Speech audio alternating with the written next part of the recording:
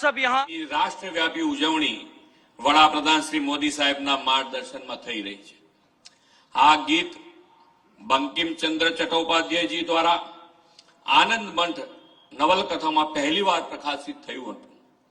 પહેલીવાર જ્યારે રવિન્દ્રનાથ ટાગોરે આ ગીત ગાયું ત્યારે દેશના નાગરિકોને એક અદ્ભુત રોમાંચક અનુભવ થયો હતો।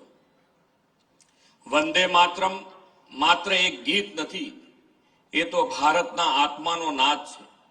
તે રાષ્ટ્ર પ્રેમની એવી પવિત્ર ધ્વનિ છે જે દરેક ભારતીયોના હૃદયમાં અંતર ઉર્જા, શ્રદ્ધા અને સંકલ્પ જગાવે છે।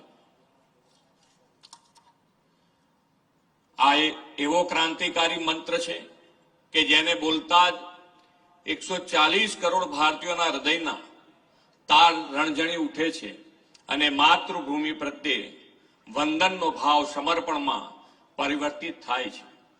વંદે માતરમ એ રાષ્ટ્રગીત તો છે જ, પરંતુ પ્રેરણા ગીત પણ છે જેને સ્વતંત્રતા સંગ્રામથી લઈ આજ દિવસ સુધી સૌના હૃદયમાં એક આગવું સ્થાન બનાવ્યું છે। વંદે માતરમના રચયિતા શ્રી બંકિમચંદ્રની નાનકડી દીકરીએ તેમને પૂછ્યું કે તમે માતૃભૂમિની સ્તુતિ કરો છો તે કેવી છે તે મને કહો।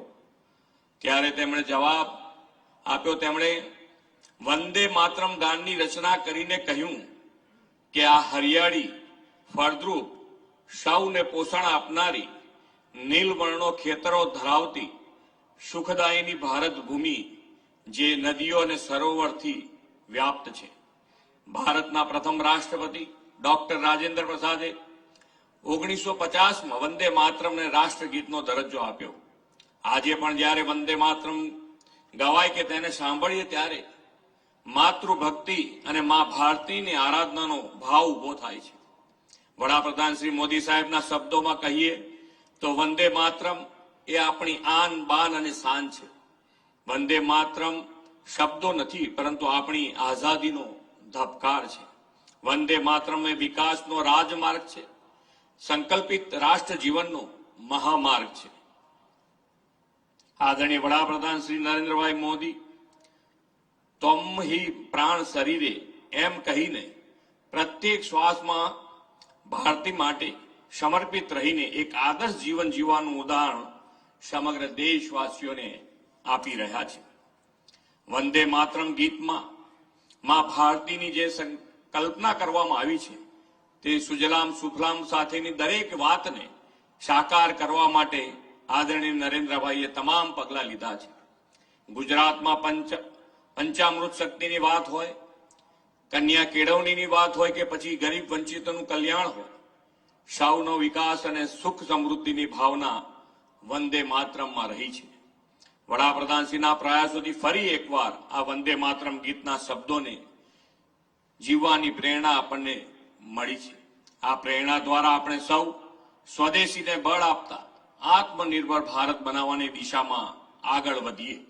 સ્વદેશીને વંદે માતરમ ગીત સાથે સીધો સંબંધ છે। 1906માં ગુજરાતમાં અમદાવાદ ખાતે સ્વદેશી ચીજ વસ્તુઓનું પ્રદર્શન યોજાયું ત્યારે ગુજરાતની ધરતી ઉપર સૌ પ્રથમવાર વંદે માતરમ ગાવામાં આવ્યું હતું। સ્વદેશી વસ્તુઓથી માતૃભૂમિના વિકાસ સાથેનું સંધાન ગુજરાતની આ પાવન ભૂમિ પર ત્યારે રચાયેલું। આજે વંદે માતરમ ગાન પછી આપણે સૌ સ્વદેશી અપનાવવાના શપથ પણ લેવાના છે। આ શપથ આપણા જીવનનો ભાગ બને અને સ્વદેશી ચીજો આપણા રોજબરોજના જીવનનો હિસ્સો બને તે માટે આપણે સૌ સ્વદેશી અપનાવીએ, સ્વદેશીનું સ્વાભિમાન જગાવીએ એ જ અપેક્ષા સાથે વિરમું છું। ભારત માતા કી જય, વંદે માતરમ, જય જય ગરવી ગુજરાત।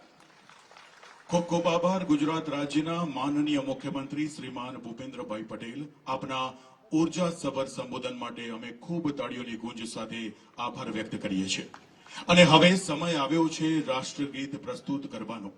1875માં બંકિમચંદ્ર ચટ્ટોપાધ્યાય રચિત વંદે માતરમ મૂળ સ્વરૂપમાં નવલકથા આનંદ મઠમાં સંસ્કૃત અને બંગાળી ઉચ્ચારણમાં જોવા મળે છે। આજે કલાકારો દ્વારા રાષ્ટ્રગીત પ્રસ્તુત કરવામાં આવી રહ્યું છે। સર્વપ્રથમ સર્વે મહાનુભાવોને વિનંતી કરીશ ઉભા થઈને સાવધાનની મુદ્રા લેશો. ભવ્ય વિરાસત અને ભવ્ય સાંસ્કૃતિક વારસારૂપી આ રાષ્ટ્રગાન કલાકારો પ્રસ્તુત કરી રહ્યા છે.